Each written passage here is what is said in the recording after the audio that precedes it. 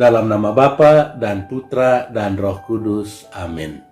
Bapak, Ibu, Saudara-saudari terkasih, salam jumpa kembali dalam renungan inspiratif Kamis Putih berdasarkan Injil Yohanes bab 13 ayat 1 sampai 15. Mengenang perjamuan malam terakhir.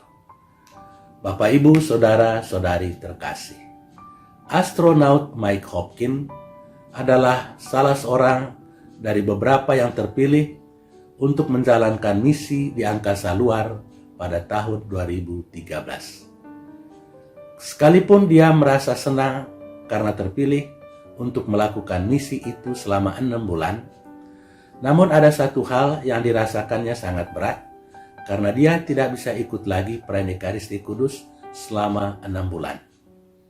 Pada waktu itu, Hopkins baru saja diterima di dalam gereja Katolik. Setelah penantian yang begitu lama, akhirnya dia bisa menerima komuni kudus.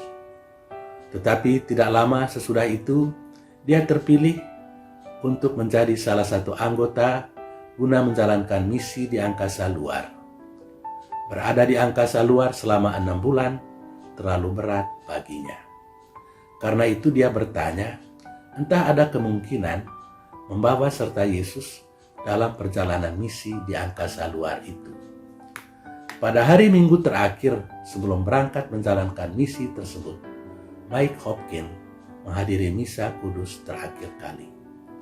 Pada waktu itu, dia meminta kepada pastor paroki apa bisa dia membawa serta hosti yang sudah dikonsekrir untuk menjadi bekal selama berada di angkasa luar.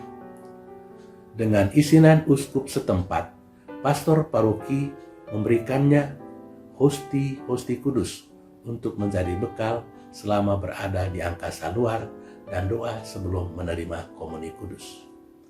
Hopkins bercerita, setelah mendapat isinan dari NASA untuk membawa serta hosti kudus ke angkasa luar, maka setiap hari Minggu saya menerima komuni kudus.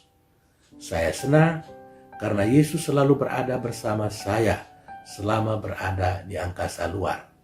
Dan hal itu memberikan saya kekuatan dan keberanian. Sungguh sesuatu yang luar biasa.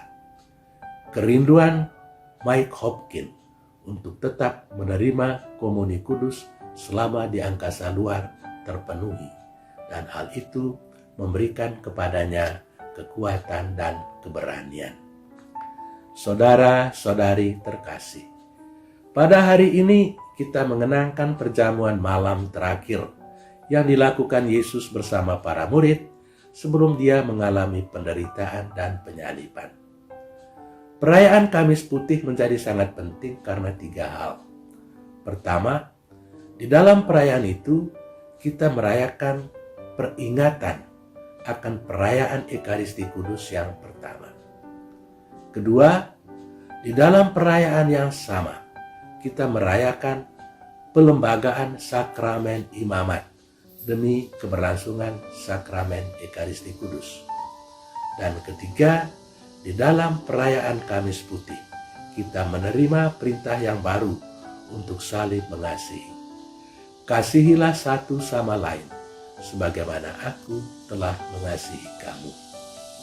Saudara-saudari terkasih, dalam perayaan Ekaristi Kudus yang pertama itu, Yesus mengubah Paskah orang Yahudi menjadi Paskah Perjanjian Baru. Paskah orang Yahudi merupakan perayaan penggabungan 2 perayaan syukur yang biasa mereka lakukan. Pertama, pesta syukur yang dilakukan oleh para gembala yang mempersembahkan kurban syukur karena Yahweh telah membimbing kawanan domba mereka dari musim dingin kepada musim panas. Dan perayaan itu disebut perayaan Paskah. Kedua, pesta syukur yang dilakukan oleh para petani dengan mengolah hasil panen mereka dalam bentuk roti tak beragi dan dinamakan pesta roti tak beragi. Pesta Paskah orang Yahudi sebagaimana diceritakan dalam kitab Keluaran bab 12 ayat 26-37 merupakan penggabungan kedua pesta syukur tersebut yang dirayakan setiap tahun dalam bentuk perjamuan untuk bersyukur kepada Yahweh yang telah membebaskan orang-orang Israel dari perhambaan Mesir dan mengantar mereka menuju tanah terjanji. Dalam bacaan pertama hari ini, Yahweh memberikan dua instruksi kepada orang-orang Israel, yakni menyiapkan saat-saat terakhir pembebasan mereka menuju tanah terjanji, dan kemudian menandai jenang-jenang pintu mereka dengan darah anak domba, agar mereka luput dari pembunuhan anak sulung yang terjadi di Mesir pada malam itu. Dalam bacaan kedua, Santo Paulus mengajarkan bahwa perjamuan yang diselenggarakan oleh Yesus pada perjamuan malam terakhir itu merupakan tradisi yang harus dikenangkan secara turun-temurun, karena di dalam perayaan itu kita mengenangkan wafat dan kebangkitan Kristus. Sementara itu, di dalam Injil kita mendengar cerita tentang perjamuan malam terakhir.